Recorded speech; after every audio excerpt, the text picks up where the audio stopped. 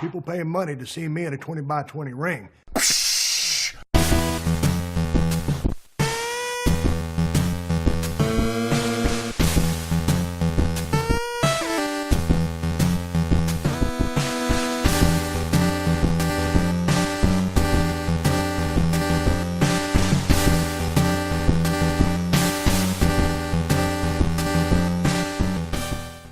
Welcome back, wrestling fans. We're here for another edition of the 20 by 20 Wrestling Crew.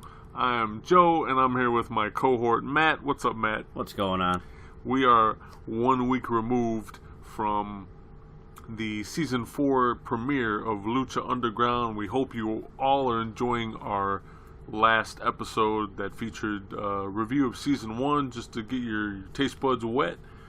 And we hope you're enjoying the product, whether it be on Netflix or YouTube or what have you, and enjoying Season 4 if you're that far. I myself am not, but I'm working up to it. Really good episode, first episode in. Cool. So, something to enjoy.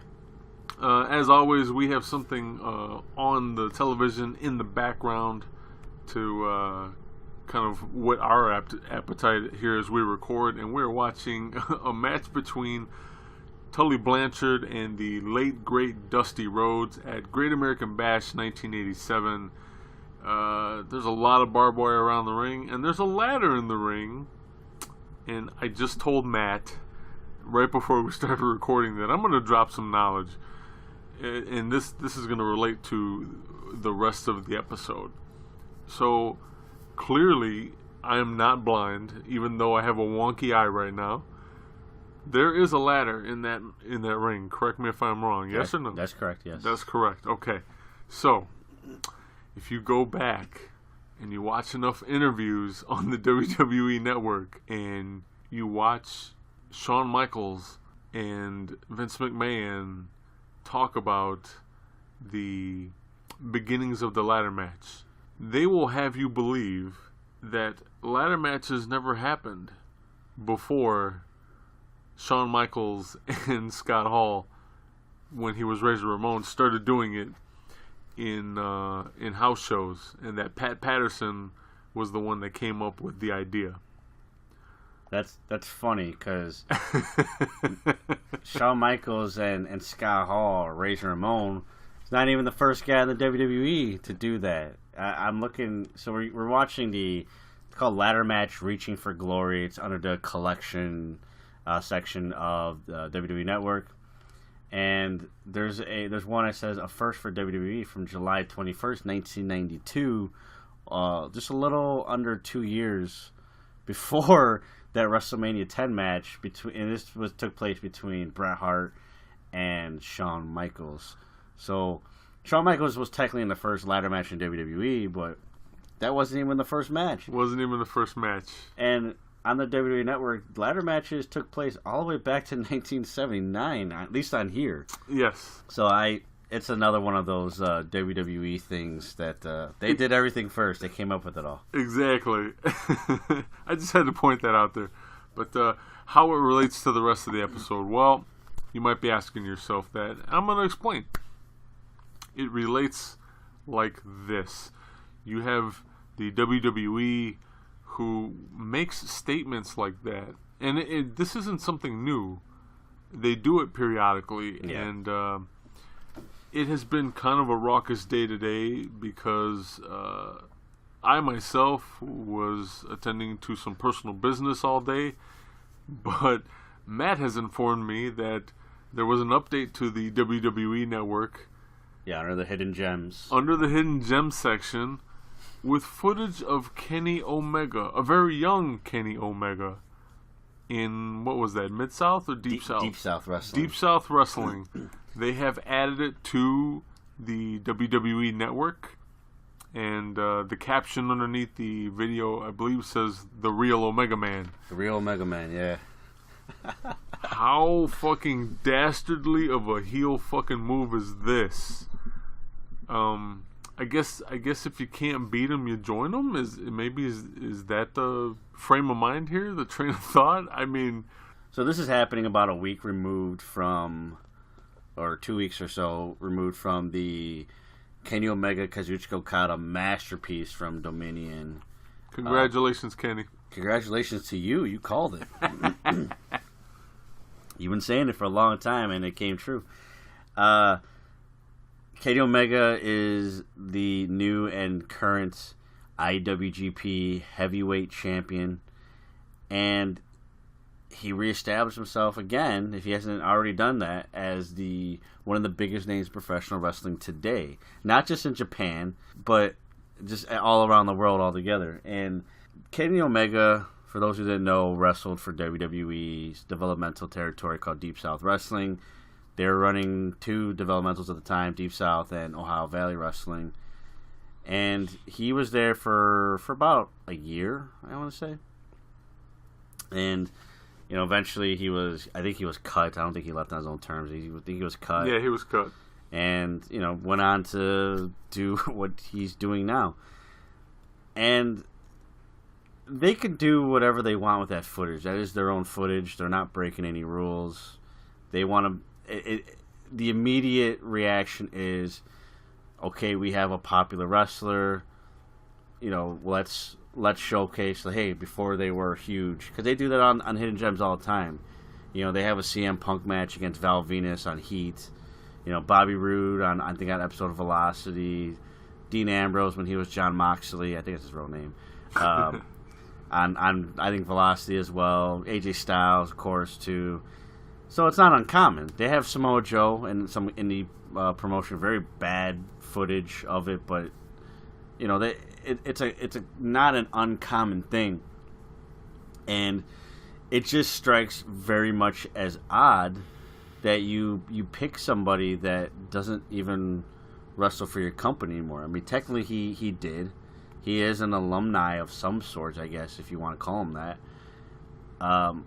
But it's really intriguing that they do that, because not only did they do that, but on their website, as of this recording, we're at the final day, I believe, or at least one of the final days of E3, which is a huge, mainly video game convention, but there's other media that's being unveiled as well, but mainly video games.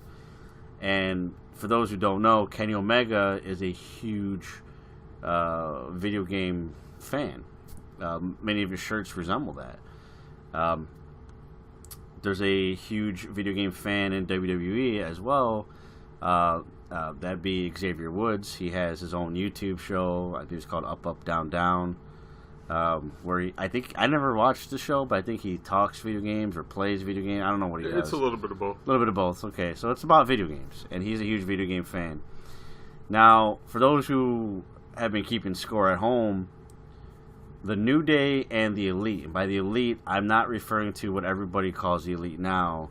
I'm talking about the original Elite, which is Kenny Omega and the Young Bucks. Okay. That was the original Elite. They have been, for years, have been taking shots at each other, whether it be doing each other's poses, or in a case of the Elite coming out dressed as the New Day. Doing their own brand of Bootios, their own cereal. They've been taking shots at each other, and it was clear from the get-go that these guys wanted to do business with each other somehow, some way. And they did a video game competition for Street Fighter V at E3. All 6 members were there, and it was heavily promoted on the WWE's website, and they're not just mentioning the New Day, but they're also mentioning Kenny Omega and the Young Bucks. They've mentioned Kenny Omega in other instances as well, and it just seems like it's not no longer just banking off of popularity. It's pretty clear now that their intentions are putting a WWE banner over Kenny Omega's name. What are your thoughts on everything that's going on with that? Do you agree with what was said there, or do you have your own take on it? No. You're right. You're absolutely right. Like I said, this is some dastardly heel shit. Oh yeah, without a doubt, without a doubt. But that's what they do. And you know what? Whether we like it or not, this is the way they begin the courtship process for talent that they don't have that they want. Yeah. You know? And whatever they can get away with, they'll get away with. Whether it be, you know, a hidden gem of a video or, you know, free publicity. Yeah. That they can technically get away with because their people are involved. They're going to do it.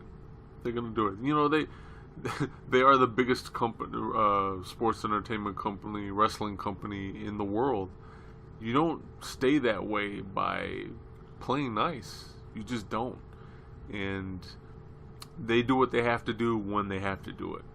And that's really all I have to say about that. I mean, it's there for you in black and white, and everybody else, you can see it. And if you don't agree with me, you don't agree with me. But that's what's going on. There's a lot, and I've been having this conversation all day today. I'm exhausted by it. For all you WWE marks out there, this is not a black and white situation. Kenny Omega and the Young Bucks are not going to sign with the WWE today or tomorrow or next month. I got SummerSlam thrown at me. Oh, their contract's ending soon. Like, they'll be at SummerSlam. And for those people out there, I I don't wish harm upon you, but it's like just to stop. Go bash your head into a wall, because that's the stupidest thing you could say. All In is happening after SummerSlam. Why September 1st? Why in Chicago, by the way? Chicago, we'll be there. We'll be there. Why the hell would the Young Bucks appear at SummerSlam, and then, you know, like just weeks before All In, which is a show that they paid for, or they helped fund? What sense does that make? It makes no sense. Yeah. That's not the way to advertise for All In either. So for those people, just stop. The Young Bucks contract ends at the end of 2018. Kenny Omega's contract ends at the end of January of 2019. There's a lot of time, and of course, WWE is they made it very obvious that they're gonna go after them, especially Kenny Omega. And I'm not saying it's not going to happen. I'm not saying that at all, because I don't know. But it's been proven time and time again that you do not need a WWE banner above your name to be successful in this business. Now, some people have said to me, and you're right. You're right to an extent. They said that every wrestler looks at WrestleMania and say that's a place I want to be at some point in their career. And my answer to that is you're probably right, but that's an assumption. You can assume safely that that's the case, but at the end of the day, I would hazard a guess that there's at least a few people out there that say, no, that's never been appealing to me. Well, especially these days. I mean, I also like half-heartedly agree here, because traditionally, that's what most of these wrestlers want. Sure. Or have wanted. Sure. Have their name associated with WrestleMania, because it is the biggest show. Yeah. Which usually means the biggest amount of money. Success. Yeah. Success, money. But there's like a changing of the guard going on right now, and guess what? Those paydays, especially because of the way the WWE is doing business these days, those paydays are a thing of the past. I mean, not completely, but they're going that way. Yeah. And so you have, let's take Austin Aries. Austin Aries and Neville. Okay. Their cruiserweight match got left off of WrestleMania. The pre-show, yeah. Okay. So they don't get any of those royalties for WrestleMania sales. Both of the guys were pissed. I can imagine. Obviously, Neville left first. He had enough of the bullshit. And while, you know, he is still, if I'm not mistaken, under a no-compete clause, I can guarantee you when he comes back and he's able to tour, he's going to make a fuck ton of money doing what he does. Yeah. More money than he would have made in the WWE. Guys, that's a very common thing these days. the wrestling industry is going through another golden age. Yeah.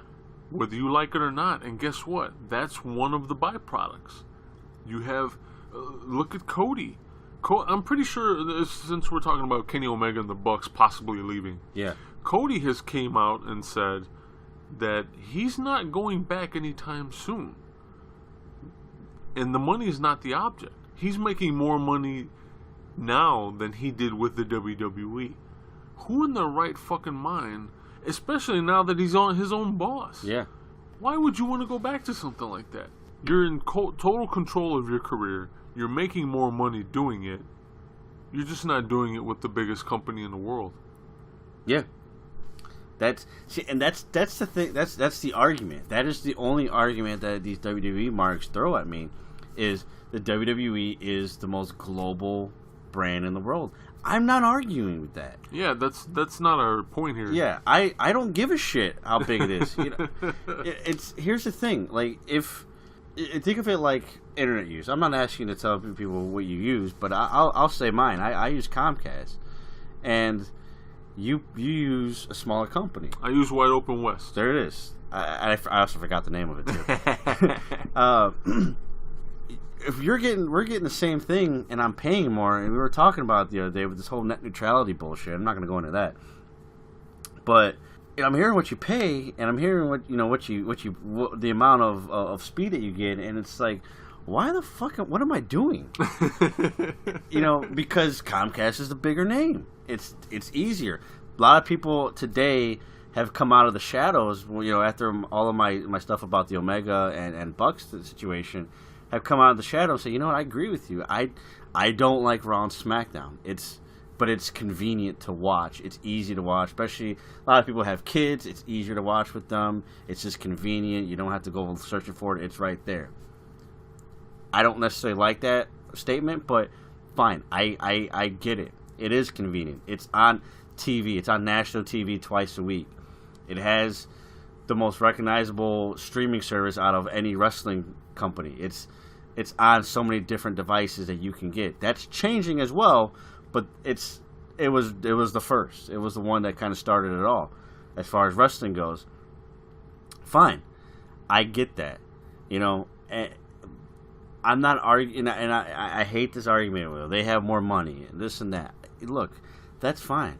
But you look at, I used to work for a bigger company. They're not like huge international company, but they're big in the Midwest. And I got paid scrap. I made shit. I struggled for years. I finally left that place. And I work for a small company that has less than 20 people, and I'm making a shit ton of money compared to what I was making at that place. Working for a big company doesn't mean you're making a ton of dough. It Absolutely. Just ask anybody that works for Walmart or McDonald's. Those are huge companies. Yeah. They're not paying their employees what they should be making. I'm not gonna get into this whole $15 or whatever thing. This is a wrestling podcast, but my point is, just because you're an independent company doesn't mean you're not making money. Somebody try to throw in, I said All In. Look at All In and how that proves that you can be an independent wrestler and make a ton of money. Look at what they did. They sold out in 30 minutes. And these are 10,000 people, person arena that they sold out in. And I get it. WrestleMania is 70,000, 80,000. Fine. But you're also talking about something that's over 30 years old, that's had 30 plus years of advertising and promoting. This just kind of happened out of fucking nowhere. And they, again, 10,000 in 30 minutes. So in that case, they would have sold 20,000 in 60 minutes. And with that mindset, probably still would have sold out in less time, because the way that we had to wait for. Yeah, you got that right. They probably still would have sold 20,000 in 30 minutes. But somebody always has to do this. Well, you're saying All In is bigger than WrestleMania. No, I'm not. I'm not saying that the same way I'm saying that Wrestle Kingdom isn't bigger than WrestleMania. At this point, in 2018, no wrestling show is bigger than WrestleMania. However, get your heads out of your asses and just think. Things can change. And even if it doesn't fucking matter. It's one. You're talking about one wrestling show. One wrestling show doesn't make an entire company. WWE will have you believe that it's all about it's WrestleMania or nothing. But look at New Japan Pro Wrestling. They do they did Wrestle Kingdom, and it was already. Let's move on to the next. We're not talking about Wrestle Kingdom anymore. We just got done with Dominion. We're not talking about Dominion anymore. Move on. Go on to the next show. The way that the wrestling industry should work, and any good wrestler would say this, your best show should be your next show. Absolutely. And the WWE doesn't have that mentality, and that's the reason why I would hate to see Kenny Omega or the Young Bucks in the WWE. And I look at Kenny Omega the same way I look at AJ Styles or Bryan Danielson, because you have these great talents, and for those who haven't watched AJ Styles outside of WWE, I pity you, because you have robbed yourself on AJ Styles that existed before what you see now. This good wrestler that you see in WWE is, I don't want to say shit, but in comparison, it's kind of shit. Yeah. Compared to what we saw in TNA, in New Japan, and Ring of Honor, and other independent promotions. And, we talked about Kenny Omega and Dominion. Kenny Omega wrestled over an hour with Kazuchika Okada. Absolutely fantastic match. You please, for all our listeners out there, please watch that match. That is wrestling masterpiece right there. Plain and simple. And with Kenny Omega coming to WWE, let's assume he goes straight to the main roster. It doesn't matter if it's Raw or SmackDown. We'll just call it Raw for now. Kenny Omega on Raw goes from wrestling hour-long matches to about an 8-minute match. Sprinkle in a commercial break. So instead of watching Kenny Omega do his work, we're watching a fucking Geico commercial or something like that. And I lose all faith in what Kenny Omega brings to the table. And it's unfortunate, because I want to support him for whatever decision he makes. If WrestleMania is the thing you want to do it. Do it. If that's what you worked for, do it. But if that means you have to water yourself down to do it, as much as it pains me to say this, because I love Kenny Omega and what he's done for the wrestling business, you lose respect, at least from me. And I'm just one guy, I admit that, but no, I feel the same way. When AJ Styles came to the WWE, there was all that hype about him possibly coming, and then word broke that yes, him and Gallows and Anderson signed, along with Shinsuke at the time. Yeah. And AJ shows up at the Royal Rumble. Yeah. And was I excited to see that caliber of a talent show up to the WWE? Of course. Sure, yeah. Any wrestling fan in their right mind would be. But at the same time, for me, it was bittersweet, because I knew what was going to happen next. The writing was on the wall. Yeah, sooner or later, he's getting watered down. You're not gonna see the AJ Styles of old, not anymore, because he doesn't have to be. Yeah. And even if he does want to be, they won't let him. Yeah. Simple as that. That's why he can't do the Styles Clash. Yeah, on rare occurrences. Yeah, and he has to ask permission. It isn't like, oh, I'm gonna go do my match, I'm gonna go do this, and this, and I'm gonna do the Styles Clash. No, you don't get that say-so. You have to ask for permission. Why? If you're a wrestling fan, this is my question to you, all you WWE fans out there listening. Why would you want to take something so special of a talent, no matter who it is, whether it be AJ, the Bucks, Omega, whomever, why would you want to take that unbridled talent that is entertaining the world over and put it in a box to where it can't function the way it should be able to? Why? I don't understand. Why? So you can sit and bitch and moan about his 8-minute match, or the Bucks' 8-minute match on Raw, that you're half-ass watching anyway because you're bored to death with it. Like, why would you want to do that? I don't understand it. Just look at so many other guys. You know, let's not talk about AJ Styles anymore. Let's talk about Carl Anderson. Oh God, yes. You know, I remember I'm an animal lover. I would never hurt my dogs. They're spoiled little brats. They get everything they want. They were pissing me off one day, and I kept doing the Kenny Omega gun. You know, and I was like, you know what? Fuck this. I don't. That's not enough. I was like, I need the machine gun. And you know, so I started doing the machine gun from when Carl Anderson was the machine gun in New Japan and Bullet Club. And it's like, you took that guy. Carl Anderson is arguably the biggest piece to what made the Bullet Club what it is today. Absolutely. I mean, the wrestling mind that is Carl Anderson is absolutely incredible, and it does not exist in WWE because they took that guy. And I'm going to throw Luke Gallows in there too. Luke Gallows is not as impressive to me as Carl Anderson, but still, two good talented guys. And, in this case, Carl Anderson, and you made him a joke. You made him a crony.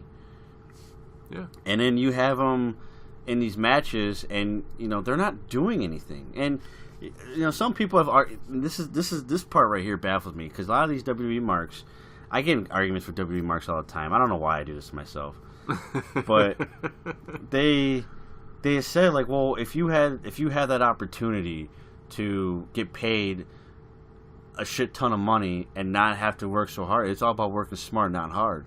And I said this, I was like, I'll tell you what, I'm a full believer in working smart, not hard. I do that in my job as much as I possibly can. But there's days, obviously, where you gotta turn it up a notch, of course. But if I work my ass off to be a professional wrestler, because let's face it, it's not an easy gig to get into. By no means. You work so hard to get there, and you get to a company like the WWE, and they say, "Hey, what are you doing? Slow down." You have to ask yourself, did you really love this business to begin with? And I'm not saying that's what happened with AJ Styles. I'm not saying that's what happened with Carl Anderson.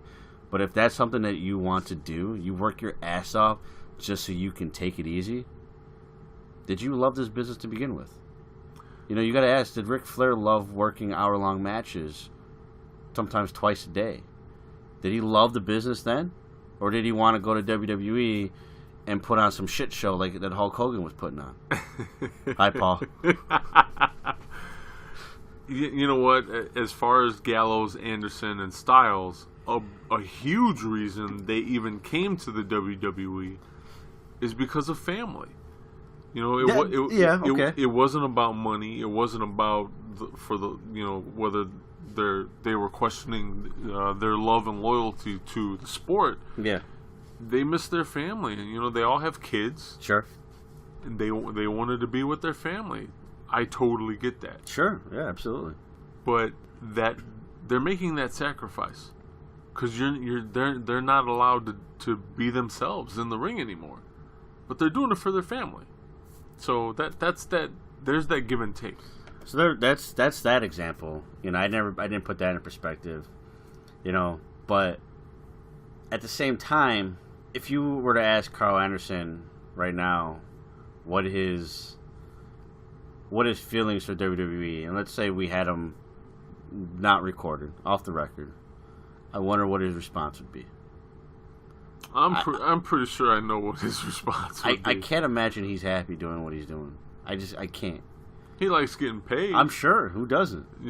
But no. Yeah, I want to get paid too. Yeah, but he's not happy with what he's doing. I mean, obviously, family should come first. I'm not faulting those guys for doing what's best for their family, their kids.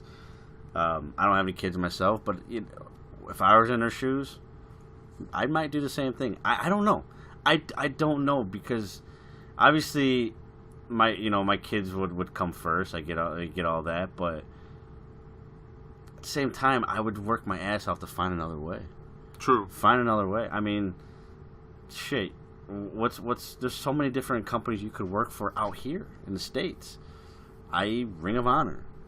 Impact Wrestling wasn't so ideal at the time, but maybe if it is where it is now, maybe Impact Wrestling. True. You certainly don't have to travel as much. Yeah.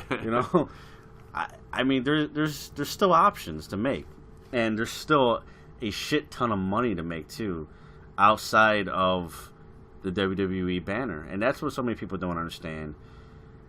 Look, if you don't see the writing on the wall, you are living under a rock. Pick up that fucking rock and see that the wrestling world is changing, and it's changing for the better. It's evolving. It's evolving, and you need to either get with the times or just keep your mouth shut because you sound stupid. Yeah, I completely agree with that, and I appreciate wrestling fans from all walks of life and all very opinionated points of view. But you're absolutely right. It's ever evolving, and you really do have to get with the times.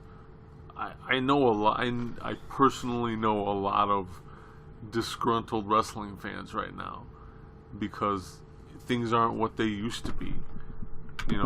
And you can't do that to yourself. You're going to be a very unhappy wrestling fan if that's all you want. And guess what? If that's all you want out of wrestling, then hey, take your old footage, your archived footage, and just watch that, and be happy. Don't subject yourself to what's going on these days. And if you're a WWE fan, and that's it, fine. But don't quit using that stupid argument that All In there's only 10,000 and WrestleMania is 80,000, so therefore WrestleMania is better. That doesn't matter how many asses are in a seat or in seats in the arena. Does not matter. That does not say how good a wrestling show is. Doesn't matter how many tickets you sell. What matters is what's happening inside that ring. Because at some point, for anybody, I don't know much about running a business, but what I will say this is that there was a time when WWE was happy with doing 10,000 people arenas. That was a big deal. So why don't you just let these guys have their big deal? Because there was a time when it was a big deal for a lot of these guys to be in a 2,000 arena building. And now we're talking 10,000. Who's not to say come next year, as early as next year, then we're not doing 20,000. Anytime you run a venue, you want it to sell out. That's just business 101. Yeah, absolutely. You want to make as much money as possible. Hopefully fill all those damn seats. Yeah. And the WWE is not doing that these days. Like it or not. Yeah. Fan or no fan. That's right. What's going on. That's the truth. That's fact. You can go hunt down multiple sources and you'll get the same result.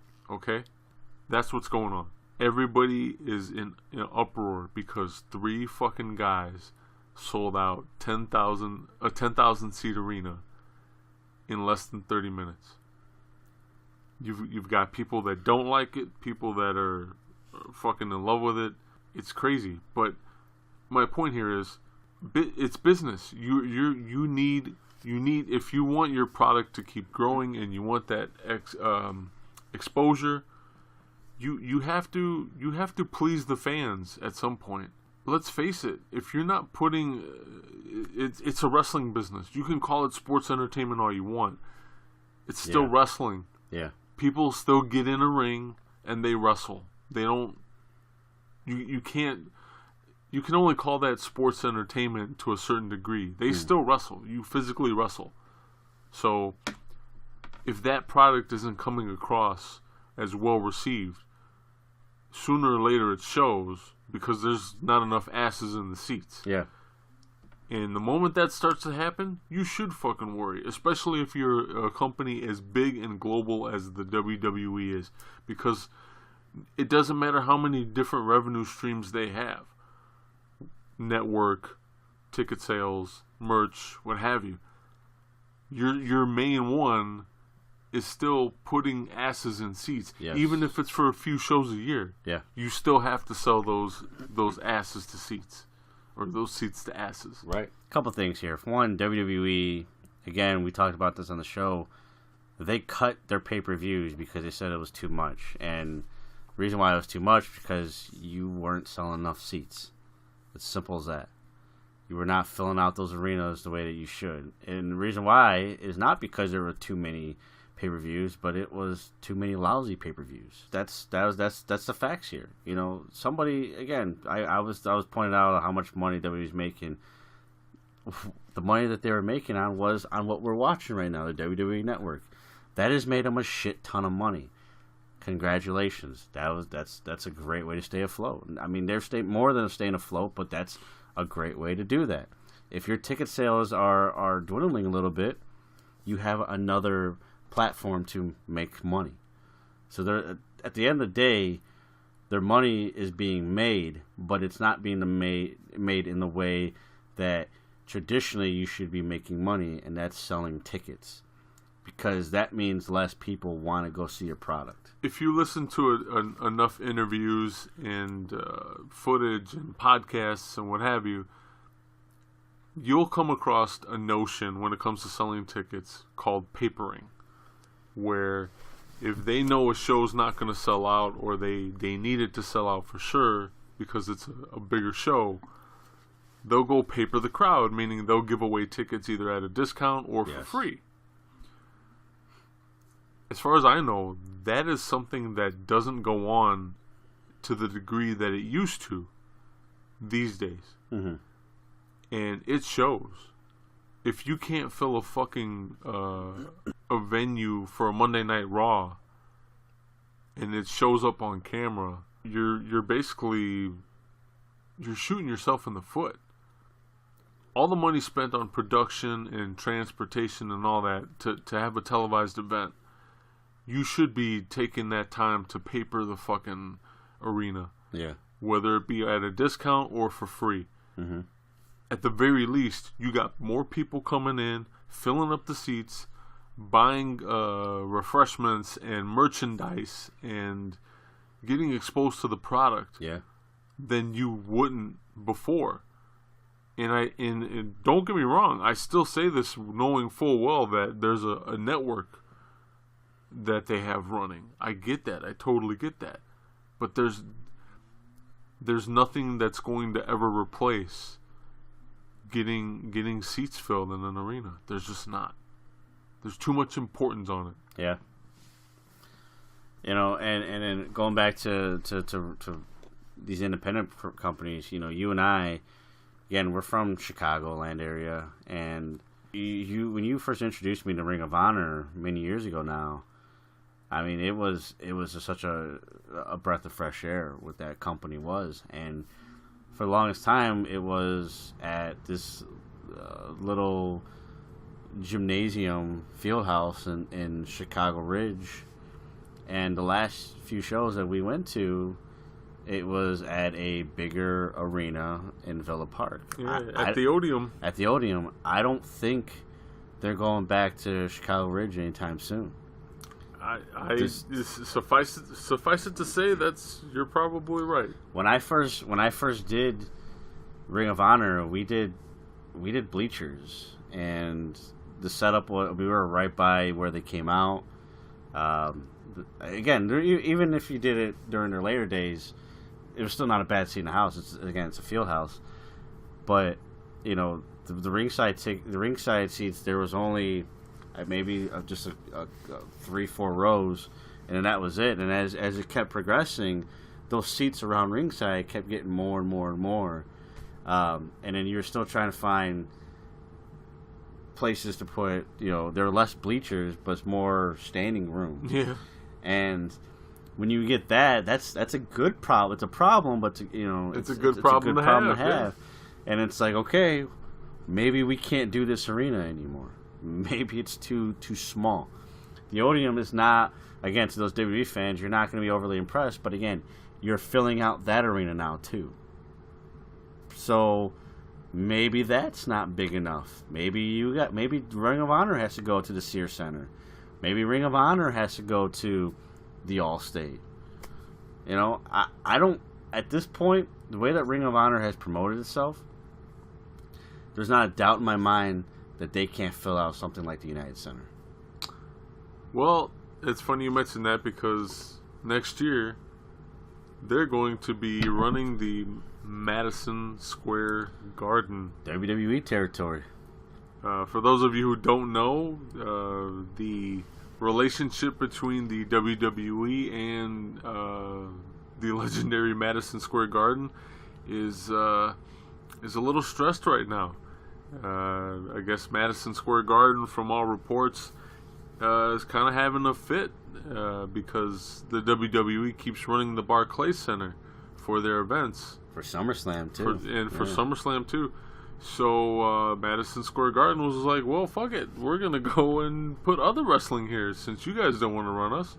And so next year, sometime in 2019, there will officially be a Ring of Honor show at MSG.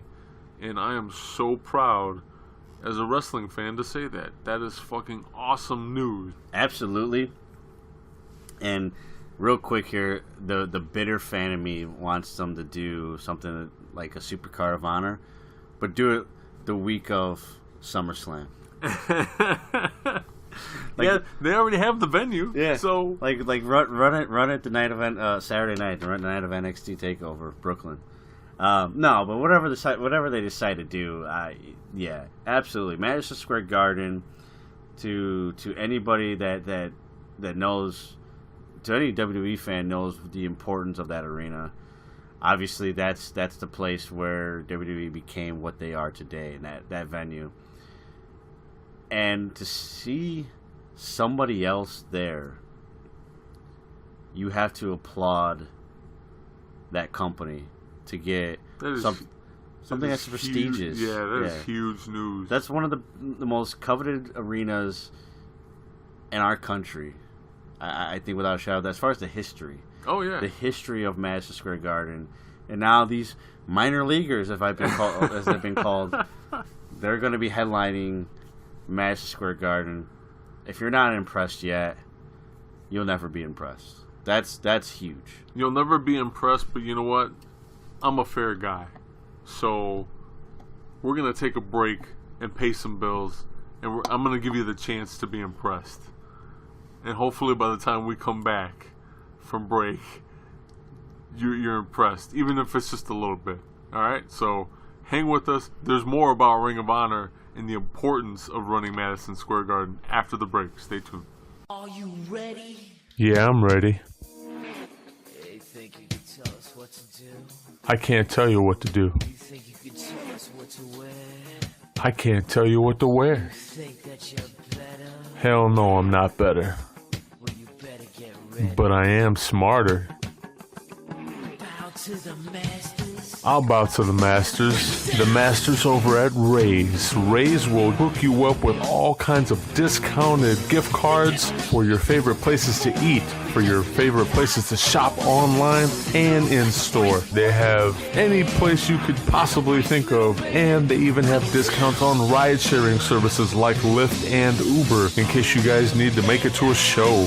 So hop on over and support the show. Support your 20x20 crew. Visit us for more information on Raise and discounted gift cards over at 20x20crew.com/podcast/raise. That's RAISE. 20x20crew.com/podcast/raise. And we got 2 words for you. Save money!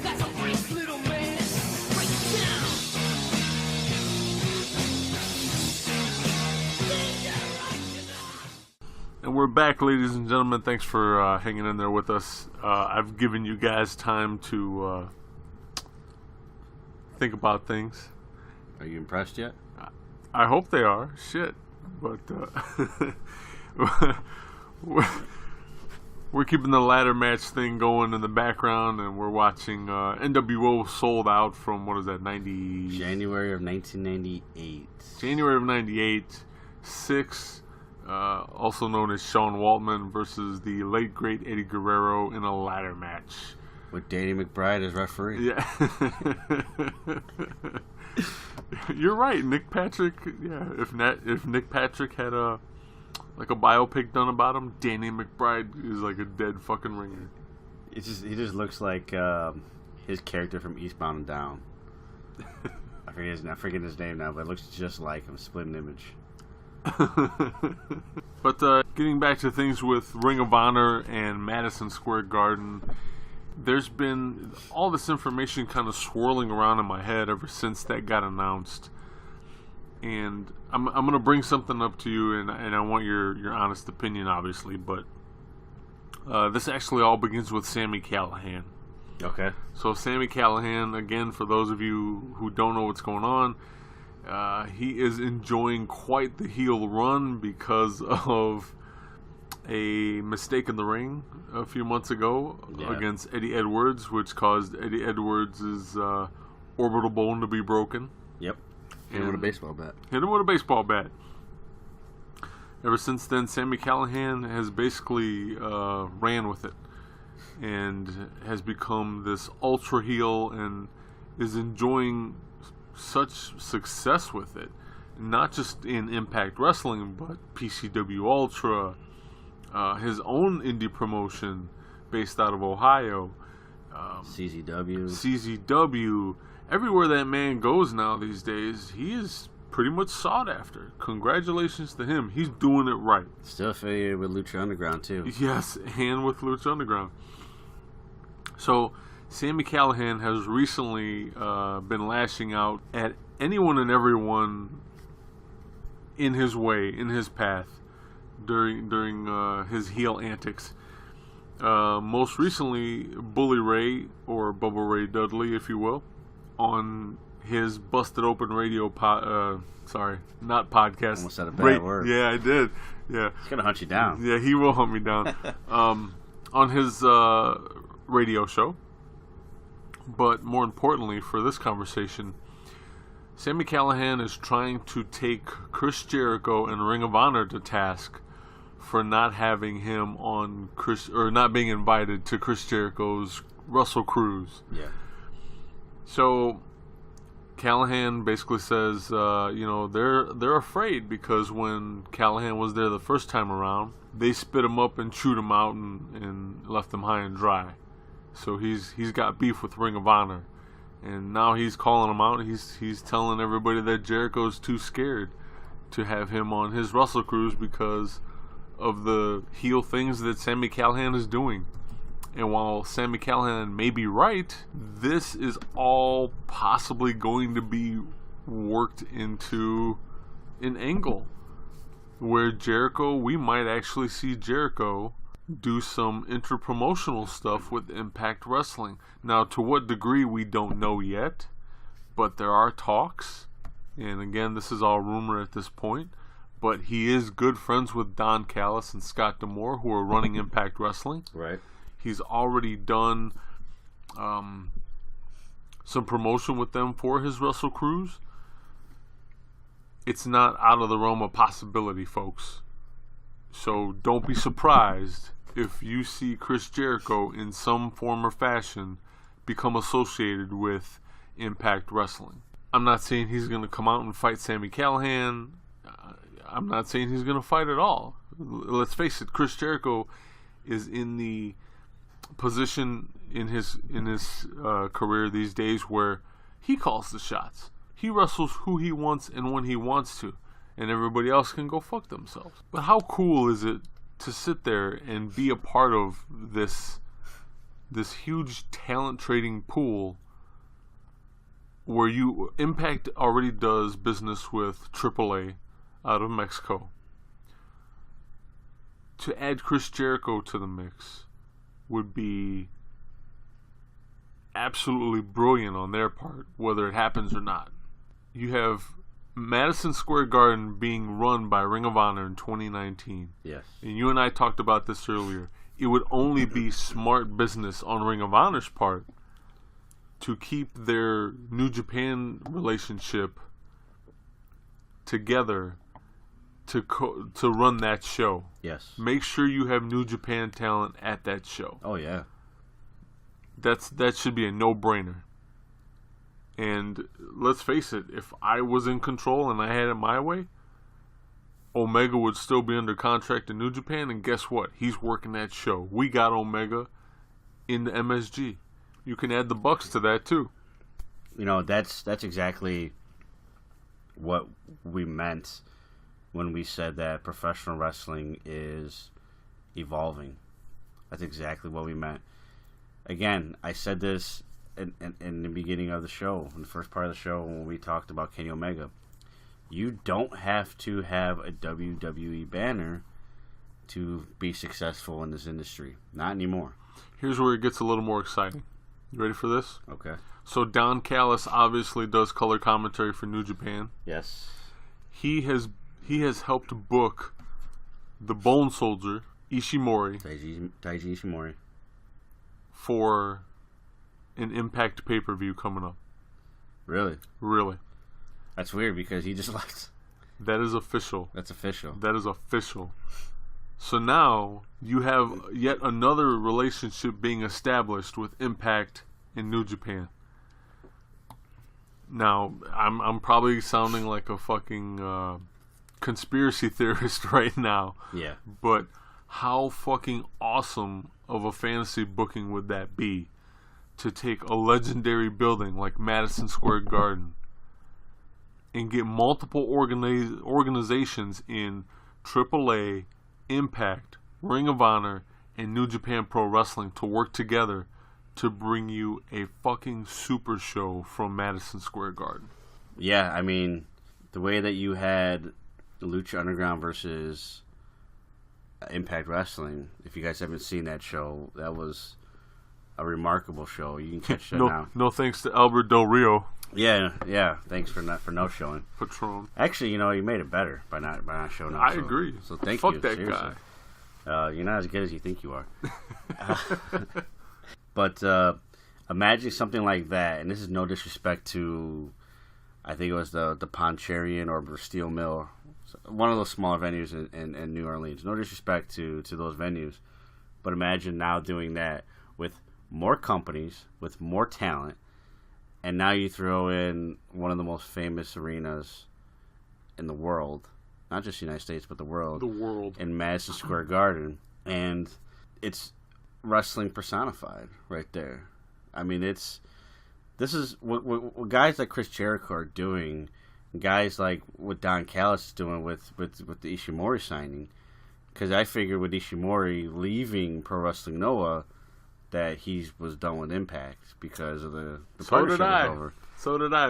And obviously Don Callis wasn't having none of that, and he got Ishimori, and I hope Ishimori wears the Bullet Club colors. I would assume that's what's going on. Because even though Bullet Club is not a part of Impact Wrestling, they're not a part of that circle per se, doesn't mean that it can't happen.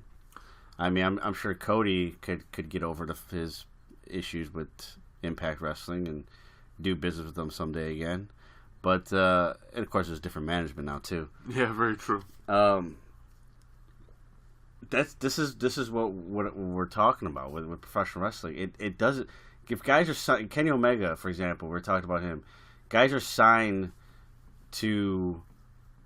He's signed to New Japan Pro Wrestling, but he shows up in different places all the time. Chris Jericho isn't signed with anybody full time, and he shows up New Japan. He shows up now potentially at Impact Wrestling. Hell, if he wants to, he'll show up at WWE. They're not going to stop him. Yeah, and now he's got the IWGP Intercontinental Championship around his waist. Yeah, it was very bittersweet, by the way, because I'm a huge Naito mark. But congratulations to Chris Jericho. He's an Intercontinental Champion again. That's crazy. This time in a different company, but Intercontinental Champion again. That's a clear sign that he's sticking around at least for one more match. Yeah, at least for one more match. So, and that's great for that company. Like that's. This whole Madison Square Garden thing, I'm as you were talking, I was doing a little bit of more research here. Ring of Honor is not even going to be the first one. AAA is set to do a show September of this year, 2018. There you go. At the Garden. The Garden, again, they're not happy with WWE. They feel left out by the fact that WWE took the deal with Barclays to do all their SummerSlams over there, plus all the other shows. You know, what's wrong with Madison Square Garden? I mean, I know they were, a few years back, they were going through a renovation. Again, it's a very old building, but they're backing up and running again. So why turn your back on the place that made your company what it is today? I mean, again, everyone's gonna say, oh, they got the better deal. It's all about saving money and this and that. And cool, fine. But loyalty means something too in this business, doesn't it?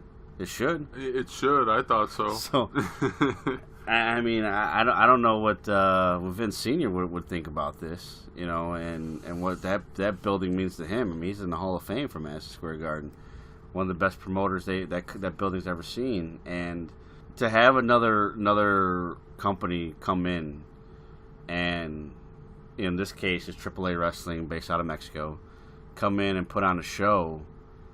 I would love to know what Vince thinks of this, and what his response would be. I would too. It's a shame, but I'm glad it's happening, because now we get to see other promotions utilize that legendary venue. Yeah, and it's great too, because that's obviously New York is a fantastic city for professional wrestling. A lot of companies frequent that city, or at least the surrounding towns, whether it's New York City or somewhere close. And now you're in the heart of that city, in downtown New York City, and one of the biggest venues, and it's so great because it's something different than you've ever seen before in that building, at least for people of the newer generation too. Something brand new. And if I'm the people running Madison Square Garden, I'm taking the advice that you said earlier. It's get everybody. Not to use a steel term here, but just go all in. Yeah. Hell, maybe after the Ring of Honor show, maybe the second annual All In should happen at Madison Square Garden. Why not? I hope Cody hears me when I say that. I'd be all for that, man. Can you imagine a road selling out Madison Square Garden? Oh my God! What would Dusty think of that? So thinking of all of this, this is again going back to what we talked about earlier. This is exactly the reason why I think it's a terrible idea for guys like Kenny and the Bucks to even consider leaving all of this to go and do WWE. And they're at a time when we're in such great change for the better. Why would you leave all of this to really go to a company that's become so redundant and so stagnant in the way they do things? I understand families involved in decision making and this and that, but you also have an opportunity to be part of something revolutionary. I don't know about you, but I would find a way to have both. I agree. I would too. And you know what? They're not leaving anytime soon. If they leave. Yeah. You can go on the internet and look up that information. They're booked. They're contracted to New Japan and Ring of Honor through the end of the year. I believe Omega is through the end of January. Yes. So January 2019. So it's going to be a while before anything else takes place. But traditionally, when you have talent that big and that important go through the motions of possibly changing companies, there's that courtship process where one, there's usually a specific period of time where the opposition can only approach you for contract talks. Yeah. And let's face it, the three of them guys are nowhere near the word dumb. Yeah.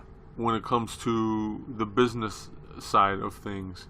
And with that being said, it would be too stupid to sit there and not realize that they could hold out for more money, or they could use that as leverage against New Japan to get more money by entertaining an offer from the WWE. So why not have your cake and eat it too? Sure. If you're a fan and you're thinking about them coming during SummerSlam, you're just talking out your ass. I'm sorry. You're saying words without thinking about what you're saying. It doesn't make sense. It doesn't make sense in a common sense way. It doesn't make sense in a business way. It just doesn't make sense. You're talking to them breaching contract. Yeah, that's what you're talking about. Yeah, like that would cost them money. and let's face it, as important as they are in the world of professional wrestling these days, yeah, pretty sure WWE does not want to pick up that tab. There's no fucking way. Breach a contract, and not only that, but now you have no choice but to stay with WWE, at least for the foreseeable future, because you become those guys. You become those guys. You become those guys that dishonor your contract, and they're not doing that. It's just stop with your diarrhea mouths. It's not happening. But you mentioned having your cake and eating it too, and as we get started recording this, we watched from E3 again. We talked about it earlier on the show. Kenny Omega. Actually, it was the Elite versus the New Day. We didn't watch the whole event, but we did watch the last, let's say, 15 minutes. And, we got to see Kenny and Xavier Woods compete. And Kenny Omega won. And they're doing this bit where the loser had to eat habanero peppers. And that was a pretty funny bit. But Kenny Omega has said multiple times now that what you saw at Dominion was just the beginning of what they want to do. There's a couple things. First, before I go on with more of the E3 thing, kind of a tongue twister there. What he wants to accomplish, unless he's speaking out of his ass, which I don't think he is. What he wants to accomplish probably won't be accomplished in 7 months when his contract ends. So there's that sign right there. But then he also talked about both guys, Xavier and Kenny, had said that we wanted to do business with each other for a long time, and hopefully we could do business with each other some more. And Kenny said some really interesting things about doing business and about really taking two entities and bringing them together.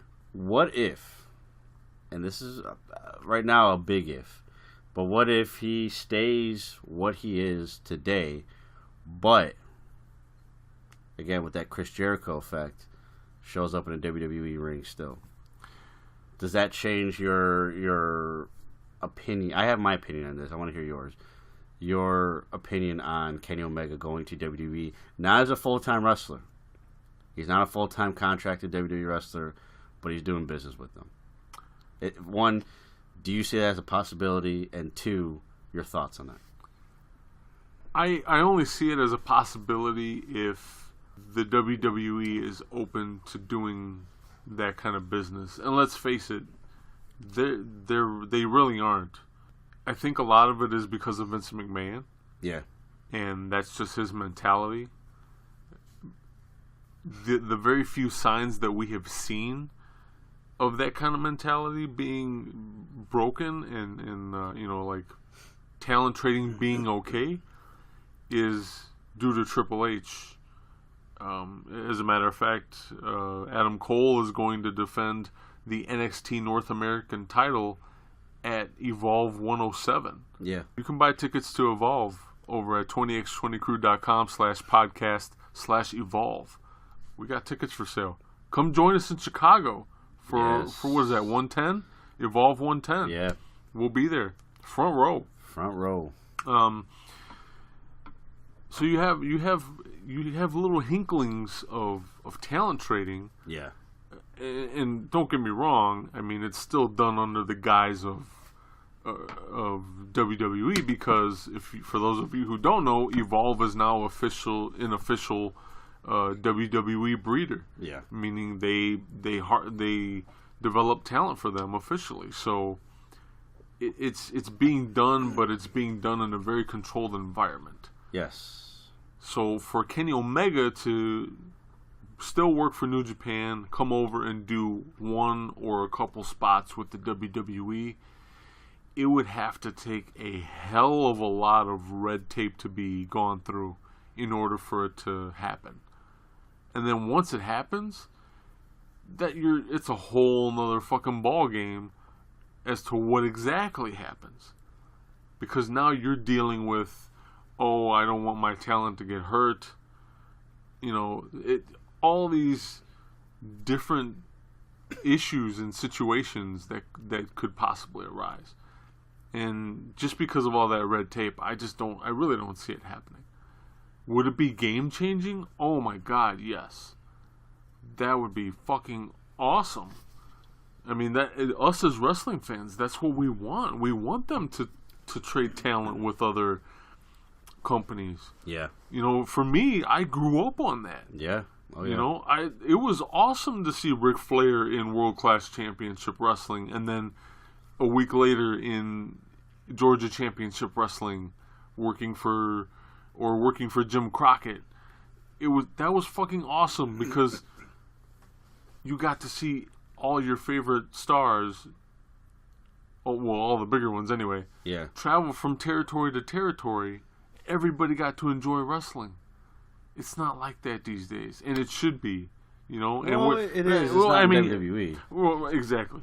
It's getting back to that, and I for one would be super excited about that happening, but I really don't see it happening, unfortunately. The idea of Kenny Omega coming to WWE as a non-contracted WWE wrestler was something that I brought up last year, actually. I don't even remember why it was brought up, but I remember having this conversation with a lot of WWE marks, and they, I said, like, how cool, because somebody had mentioned the idea of Bullet Club coming to WWE, how cool that would be, and somebody got butthurt about it because it's, well, why would you have these guys come in and do whatever the hell they want and leave?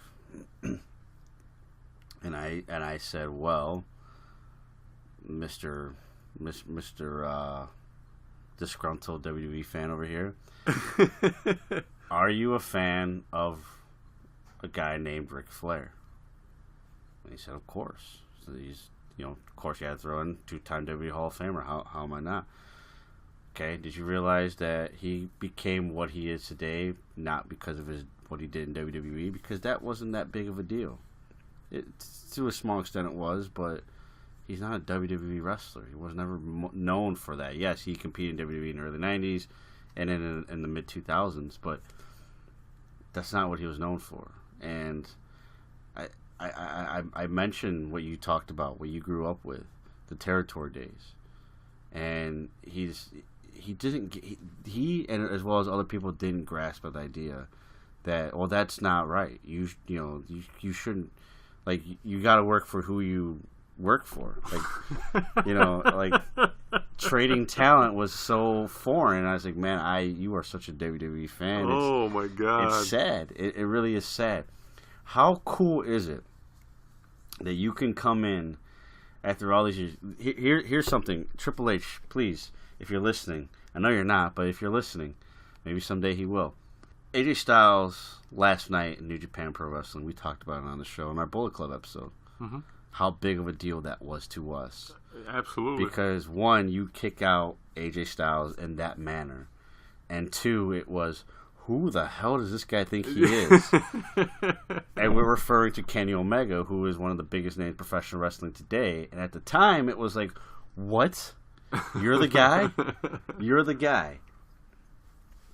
What if they were given the opportunity to say, you know what, if we get Kenny Omega and, you know, we're doing the business with New Japan, we get all that footage. They're really good at making package videos to promote matches. Finally, AJ Styles and Kenny Omega, they go at it at a WWE ring. AJ Styles gets his revenge. He comes in with the Bullet Club moniker. This is what you're missing out on. AJ Styles says, you know what, you and I, one-on-one. That's a WrestleMania main event right there. Yeah, it is. Easy. It is, but does it get executed the right way? Probably not. But if it's allowed to, If again, it's allowed to, oh my God. everything yes. with WWE is a big if. I totally get that. It's a huge if.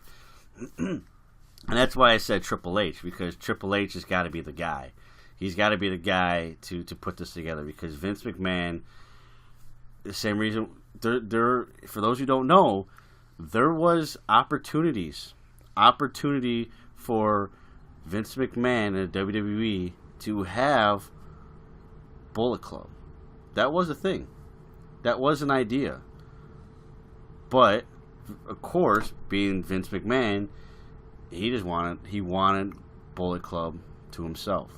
He wanted the rights to Bullet Club. Well, that's not a possibility. That wasn't the agreement. Well, if I can't have it, then I don't want it. You see how foolish that is? I can go to a Ring of Honor show and I can buy any Bullet Club shirt that I want that they have in stock. And guess what? Ring of Honor does not own Bullet Club. You would think so, because it's all over their product. But no, they do not own the Bullet Club. It's owned by New Japan Pro Wrestling. They sell the shirts. They get whatever percentage of the merchandise. I don't know what the deal is. And then they get to pocket the rest. Even if it's not 100% profit, does it matter? Look at how much Bullet Club shirts you go through. Same thing with Pro Wrestling Tees. Does it matter if they own it? Of course not. Because at the end of the day, they continue to promote it and they continue to sell it like crazy. And then therefore, everybody wins. That's what trading talent is. So, the Young Bucks are not contracted by New Japan, at least full time. Is that right? That's right. That's right. Okay, I want to make sure I get my facts straight. Yet they have 2 championships for that company. Why would they give them 2 championships? Why would they come in? You know, as these WWE fans would say, why would you come in and let them run amok like that? Why? Because they're fucking killing it for you. They are entertaining. They are over. They are selling a ton of merchandise. That's everything I just said there is what these WWE fans give to me of why WWE is successful. And none of that is fully true for WWE, but in this case, it's 100% true. This is why. Oh, because they are doing everything that you're supposed to be doing to help out a company. And not only that, but they also help out because they're heading to California soon, and it would be really good if some of these American wrestlers, or North American wrestlers, in the case of Kenny Omega, who's Canadian, maybe it'd be really good to have them have some championship gold. I'm not saying that's the reason why Kenny Omega won the IWGP Heavyweight title, but let's face facts. They're a business too, and promoting their show, if that's what they got to do, then they would. You know, why would they be so humble to not do that? Let's go back. I'm going to answer the other part of your question earlier to me. Okay. In regards to the level of respect I would have or not have with Kenny Omega if he stepped into a WWE ring, there would be more respect for him. More? Okay. Because he was able to be a part of and help accomplish such a feat. Because again, I really don't think it's going to happen. But more importantly about this question this actually doesn't have anything to do with Kenny Omega. I say if anyone's gonna show up where they shouldn't show up, and I'm gonna leave it as general as that because I don't know what he's capable of at this point. I'm talking about Sami Callihan. When he was on Bully Ray's radio show, Bully Ray said, with the way his attitude is going, meaning Sami Callihan's, he might as well just start jumping rails at shows and see what kind of shit he can get into, because no one wants to work with him, according to Sami Callihan. Yeah. I hate to tell you this, but he's in that position. Right now, he's in that position to where he could probably do it. I don't know that he would completely get away with it, but he could probably do it. And as long as he does it for the right company that's willing to play ball, man, that. Shut up and take my money. So, if Triple H is listening out there, that's the guy you need to have jump your rail in NXT. I think Vince would have Stephanie divorce him if he if he allowed Sami Callihan to come to WWE. If they could land a guy like Sami Callihan, if they had the balls, yeah, I'm challenging the world famous grapefruits here. If you had the balls to like Sami Callihan come in and do what he's doing now, I'd watch. I'd watch your stupid shows every weekend. Yeah. I think that's what they're missing. I think that's what WWE is missing. They're missing their balls. Like, they're just missing the testicular fortitude, as they call it, where they play it safe every single time, every single night, and including WrestleMania. Again, we saw that with AJ and Shinsuke. They played it safe. They played it safe because, well, we gotta have this rivalry going on for the rest of the fucking year, apparently. So, hey, and I'm cool with that, man. I'm so cool with that. But again, like, you want it to go on that long? Guess what? You got to learn how to tell that story properly so that it does happen, and everybody's excited. Yeah. But that's not what's going on. Everybody, well, not everybody, most people who have common sense about shit like this, we're turned off. We're turned off by two great performers who should be getting all the fucking spotlight right now. I think that's the reason why I've stopped watching. I record Raw and SmackDown every single week, as I said on the show before. I stopped watching because they did the impossible. They made me not care about AJ Styles and Shinsuke Nakamura.